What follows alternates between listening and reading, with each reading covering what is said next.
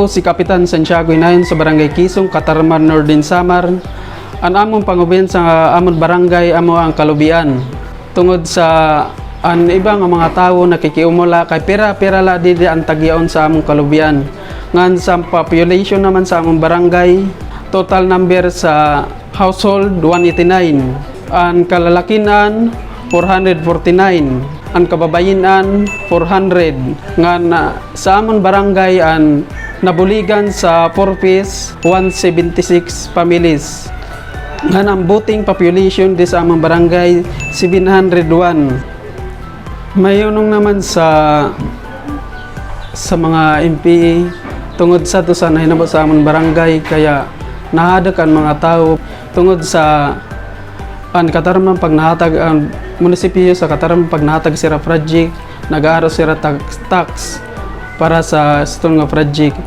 Kami nga mga parang uma damo pagdamo kunta larang si uma sin pagpaaluwag sa amo pagpadaka sa produkto namon sa pagkuhan uma tungod la kay agrayo anaw mga umhanan makuri kami makagkuhan dito sa umhanan namon standby makaghimo si balay nga imo kakaturugan and kay kami sinimana pag-uli kunta kung pananglitan at pag-standby sa amo umhanan ang problema la kay damo namon kinakaritan ng mga tao damo la ang among kinakaritan. Ang naman yan na in-speak nga na-clear na namang barangay tungod sa RCSP, nagkondukto kami, tumikang sa DLG, nagkondukto ay DLG para makapag-priority kung nanam kinahanglanan sa barangay. Ang una naman naging priority sa among barangay ang Pram to Market Road. Tima eskwelahan sa high school, 1 room, 1.9 kantidad. Ako si Shinky S. Marino, na-eskwela po ako sa Pulangi National High School. Anakon po edad is 16. Kami po, sad to na, first year pa po kami. Na-eskwela lang po kami sa multipurpose. Actually, nagharamla po kami kang kapitan para maka-eskwela lang po kami.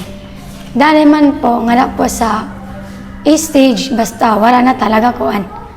So, kailangan po namin eskwelahan. Nagaro po kami bulig na dagan po kami eskwelahan.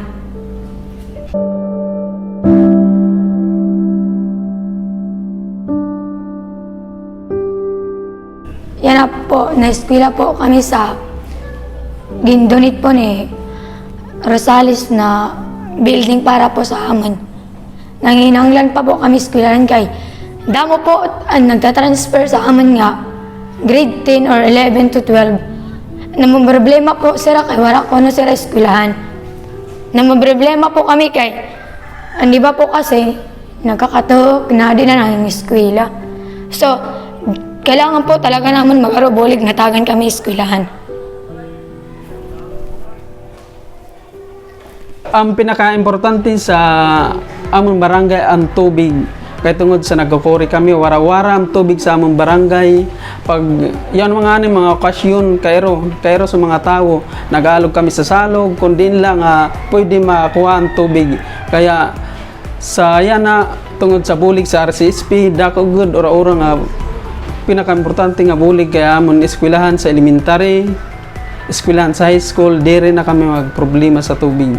Ako si Gladys Merty Cardenas, sayo nga residente sa Barangay Quezon, nga representative sa workshop sa RCSP, naging kakasarabutan nga ang tubig ang sayo nga problema nga kulang sa supply lalo na gud sa pagtag-araw at saka ini nga tangke namon bisan damo ini siya pero diri iton siya sapat tungod kay diri man siya nagdadalo gud sa maupay nga to ang tubig kaya kailangan namon ang mga ma-maintenance kunta ang kadamuon sini nga tubig lalo na kay tulo ini nga purok nga dapat permanente nga magkayaon gud talaga siya sang pundo nga tubig.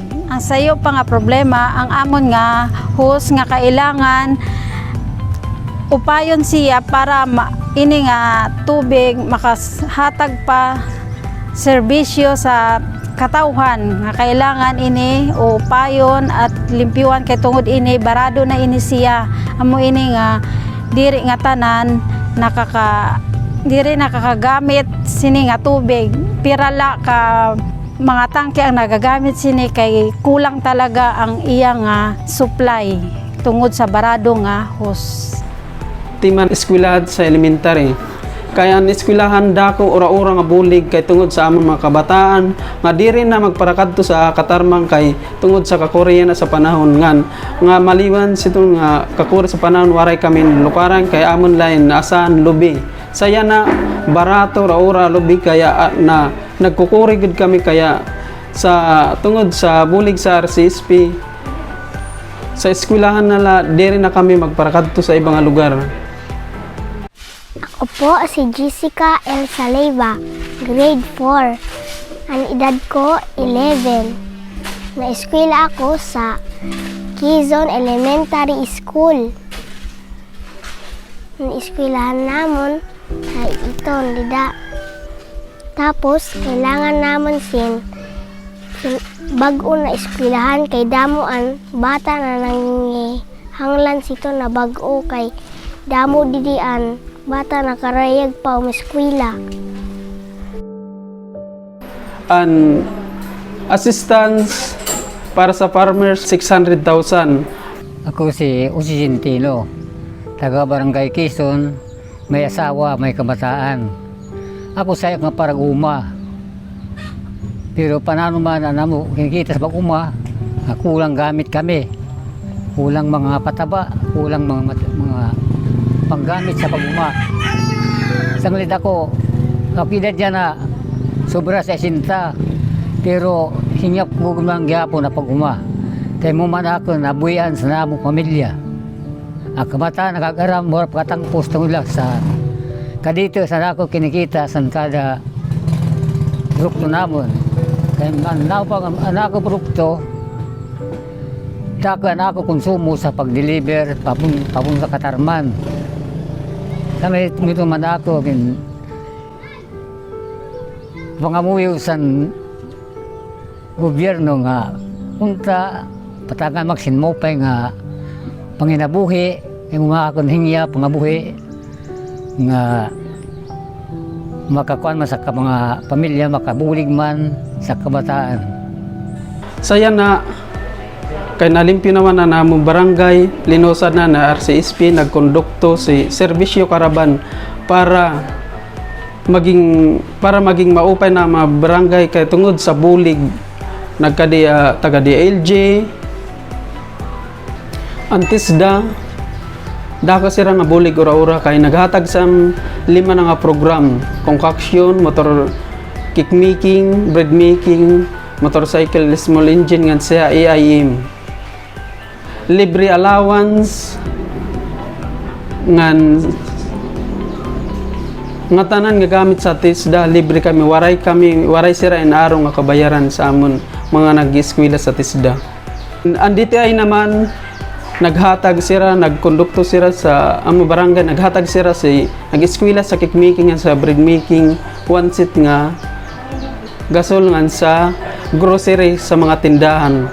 Kaya ito na naibulig sa DTI. Man sa probinsya naman, sa Norte San Samar, nagkadisira sa pag-serbisyo Karaban, naghatag sira kuan relief food sa ngatanan nga tao sa amon barangay, waray pili. Ngan maliban, naghatag pa sira sin wheelchair. Wheelchair ngan, unong sa bungto sa Katarman naman, ang Katarman naman naghatag sira si mga food assistance, ngan si panuri sa kabataan. Salamat sa nadadabihan sa gobyerno tungod sa inaabot nga ito RCSP sa aming barangay. Amon nilalauman kung sa matuman ng mga project ng ara sa aming barangay para maging mailuswagan ang aming barangay tungod sa RCSP. Salamat sa gobyerno.